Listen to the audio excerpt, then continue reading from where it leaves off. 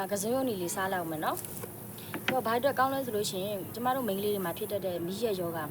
သေဆုံးမိကယောဂလုံးဝကောင်းပါတယ်ရှင်သူကဓမ္မတာလဲလာခြင်းပုံမှန်လာမယ်လာတဲ့အချိန်မှာလဲအပုပ်ဆက်တွေအကျွင်းကြံတွေလုံးဝမရှိဘူးအကုန်လုံးဆင်းပါနော်ဒါလေးစားလိုက်တရက်ကိုတစ်ချိန်ပုံမှန်စားခြင်းအပြင်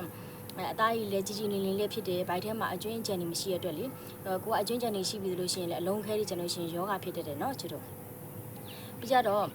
အိမ်မှာလူကြီးတွေကိုခန်းနေတာတွေတုံတုံချီချီဖြစ်နေတဲ့လူတွေဆိုလို့ရှိရင်လည်းဒါငတ်တိုက်တယ်မျိုးပါပဲရှင်မျက်စိအမြင်အာရုံအားကောင်းတယ်ပြီးကြတော့စားလောက်မနော်တရက်ကိုတစ်ချိန်ပုံမှန်စားပြီးနော်ချစ်တို့ပြီးတော့အကူကအစားပြီးတော့မှအစားမပြီးရင်ပြည့်ရင်ဖြစ်တာတွေအစာမကြေဖြစ်တာတွေဆိုလို့ရှိရင်လည်းအစာအစိတ်ဖြည့်ပေးပါတယ်ရှင်လူကြီးလို့တက်ကောင်းတယ်လို့လူငယ်အတွက်လည်းကောင်းပါတယ်နော်ချစ်တို့လူမျိုးဘာသာမရွေးစားသုံးပေးလို့ရပါတယ်ရှင်ဒီလိုတပူကစအိမ်ရောက်ငွေချင်းနဲ့ပို့ပေးနေနော်မောင်ချင်းနဲ့ဆိုရင် TikTok shop မှာလာတော့မှာကြလို့ဖုန်းဆက်ပြီးမှလည်းမောင်လို့ရပါတယ်ရှင်မုံရမျိုးရင်းပြီးတော့ဒါရက်ကွက်အနီးတော့ဆိုရင် delivery နဲ့ပို့ဆောင်ပေးပါရနော်ချစ်တို့